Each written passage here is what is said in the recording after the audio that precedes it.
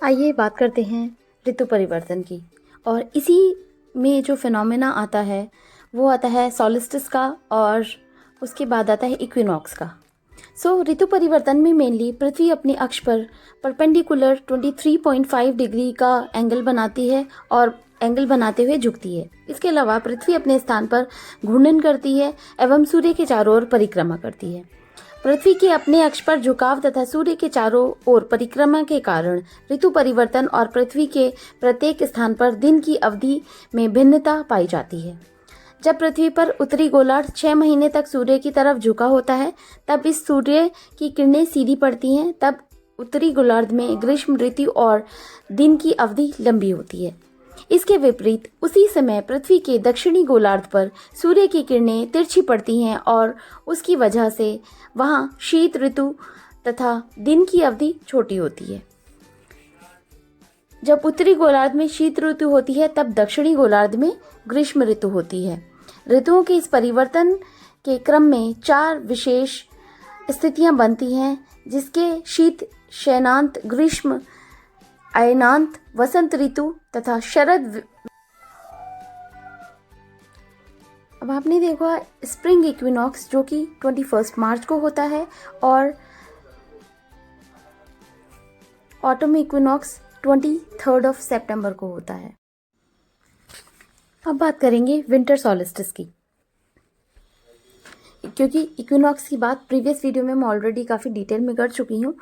Winter solstice mainly 22 दिसंबर को सूर्य की किरणें सदर्न हेमिस्फीयर यानी कि दक्षिणी गोलार्ध में स्थित मकर रेखा पर लंबवत होती हैं। इस वजह से पृथ्वी पर उत्तरी गोलार्ध सूर्य से अधिक दूर होता जाता है तथा इस क्षेत्र में शीत ऋतु होती है। अतः उत्तरी गोलार्ध का सबसे छोटा दिन होता है और दिन की अवधि 10 घंटे 15 मिनट की होती है।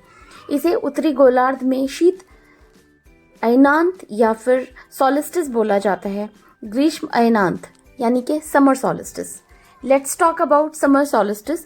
21 जून को सूर्य की किरणें जो नॉर्दर्न हेमिस्फीयर है यानी कि उत्तरी गोलार्ध में स्थित कर्क रेखा पर लंबवत होती हैं। इस वजह से पृथ्वी पर उत्तरी गोलार्ध सूर्य के निकट होता है तथा इस क्षेत्र में ग्रीष्म ऋतु होती है। अतः उत्तरी गोलार्ध का सबसे बड़ा दिन और दिन की अवधि 14 घंटे 47 मिनट यानी कि 14 आवर्स 47 मिनट्स की होती है। इसे उत्तरी गोलार्ध में समर सॉलिस्टिस या फिर ग्रीष्म अयनांत कहा जाता है। आप फिगर में भी देख सकते हो और ये काफ़ी अच्छे से विजिबल है, तो फिगर से हमें चीज़ें और ज़्यादा क्लियर हो जाएंगी। अगर कुछ भी चीज़ें आपको समझ नहीं आती हैं तो वीडियो को पॉज कर सकते हो। सिमिलरली अगर स्प्रिंग इक्विनॉक्स की ऑलरेडी मैं एक्सप्लेन कर चुकी हूँ। 21 मार्च स्प्रिंग इक्विनॉक्स है और ऑटम इक्विनॉक्स है 23 सितंबर को। It was all about solstice और काफ़ी डिटेल में हम सॉलिस्टिस के बारे में बात कर चुके हैं और ये जो है इसका अच्छे से आपको समझ आया होगा।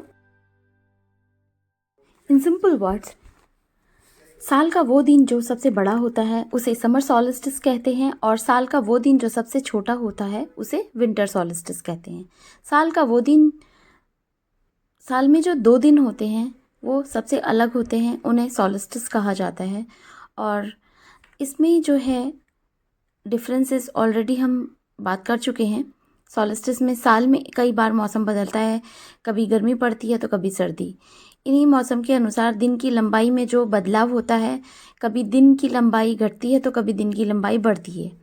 और इसके पीछे के रीजंस मैं आपको बता चुकी हूँ और इसके पीछे की जो वजह है एकमात्र धरती का अपने अक्ष पर झुके रहना और अपने अक्ष पर घूमते रहना।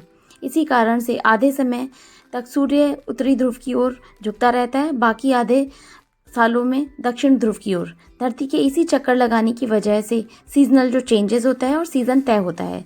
जिस तरह सूर्य का झुकाव ज़्यादा रहता है वहाँ सूर्य का प्रकाश ज़्यादा पड़ता है और वहाँ गर्मी ज़्यादा होती है।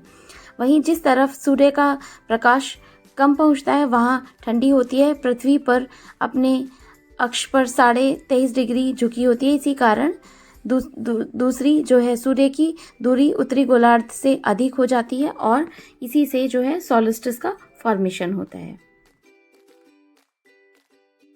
I hope you really liked the video. Please share and subscribe the channel and share with your friends. Thanks for watching the video. Thank you so much.